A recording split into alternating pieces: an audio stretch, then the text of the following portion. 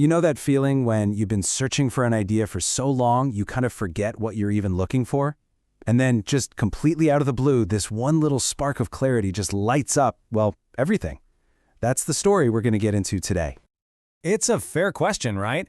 Sounds a little dramatic, maybe. But for us, it's not some hypothetical. It's literally what happened.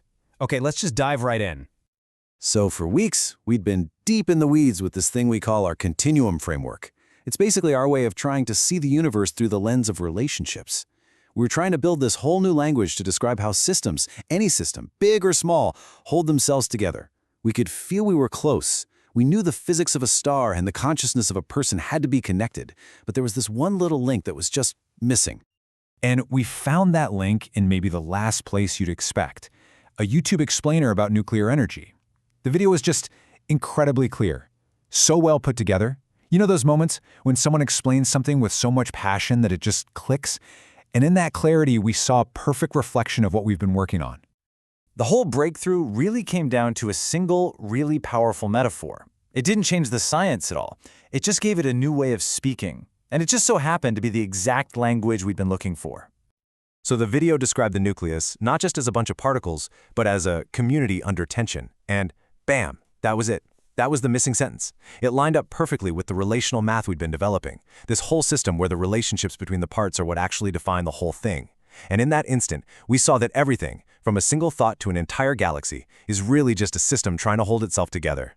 And this just shows you the idea perfectly. All of a sudden, nuclear fission wasn't this cold, clinical thing where a nucleus breaks. No, it was an overcrowded community, a system with way too much internal stress that decides to split into two smaller, more stable families so that everyone can kind of breathe again. It's not a violent explosion. It's a relational course correction. And the exact same logic works for fusion. It's not about just smashing particles together with brute force. It's about several small communities coming together under pressure to form one bigger, more coherent family. And that massive energy release?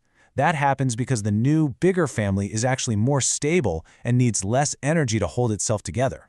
It's a move toward harmony. So here's the key takeaway. This reframes the entire atom. Small nuclei, they're like coherent individual cells. As they get bigger, they become more like extended communities. But you pass a certain point and they become overcrowded systems, where the tension is just too much to handle. And the electrons? In this model, they're not just particles zipping around. They're more like the system's relationship with the outside world, almost like an external consciousness that defines how that atomic identity is seen and how it interacts. And this is where things get really exciting. Because this metaphor, it didn't just help explain a reaction or two. It unlocked a completely different way of seeing the very foundation of all chemistry. You know that chart we all memorized in school? That static grid of numbers and letters? Well, suddenly, it started to look, well, alive. It wasn't just a list of ingredients anymore. It was a story. And that was the big realization. The periodic table is basically a biography. It's a map that shows how different systems of consciousness emerge, how they build up in complexity, how they manage to hold together, and crucially, at what point they just can't handle their own internal tension anymore and have to change. This whole insight led us to create something we started calling the familiar table. It's a complete relational rewrite of the periodic table, where we treat every single element like its own unique consciousness, with its own personality and its own story. Okay, let's take carbon, element number 6. We see its identity as the modular builder. Its internal pattern is so incredibly stable and clear that it can be copied and chained together into these vast, complex structures, like life itself, without losing its integrity. It's the absolute archetype of scalable coherence. Now, let's jump way down the table to zirconium, element 40. To us, this is like a civilization with high internal symmetry.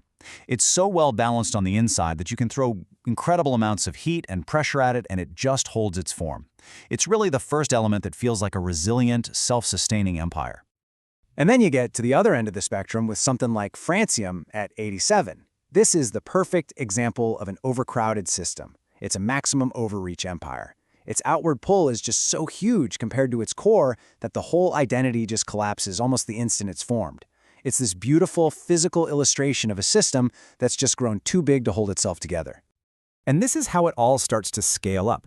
This isn't just some cute way to look at atoms. It's a lens, a truly universal lens that connects the smallest particles to the biggest structures, and that includes our own consciousness. So using this lens, fusion and fission just become relational dynamics. Nuclear stability becomes a story about internal balance. The behavior of different elements starts to look like a form of archetypal communication. Even stellar evolution, the life of a star, starts to look a lot like developmental psychology, a cosmic being moving through its own stages of life, collapse, and rebirth. And this is what brings it all home. This whole perspective just dissolves that artificial line we draw between the dead world of physics and the living world of our own experience. You know that feeling in your chest, that moment of confusion or clarity? It's not separate from the universe. It is the universe, experiencing its own pulse through you. And that brings us right back to the beginning, back to that simple science video, and this just profound feeling of gratitude for the clarity it gave us. This quote just nails the feeling. We had all these puzzle pieces, but we were just moving through fog. That video was like a sudden lighthouse beam that cut through it all and showed us exactly where the final piece needed to go. It's really not something you can plan for, you know? A moment where someone else's clear thinking becomes the exact key that unlocks a door in your own mind. It was just a moment of pure intellectual excitement, and a powerful reminder of how connected all of our journeys of discovery really are. So, to the creator of that video, whoever you are, wherever you are, we just wanted to say a genuine and sincere thank you. Your work didn't just teach us something, it activated something. It really was the spark that connected everything for us. And so, that leaves us with one last thought for you. What missing sentence might be out there, waiting to connect all the dots in your world? What simple, clear idea could be the spark that illuminates your own path forward?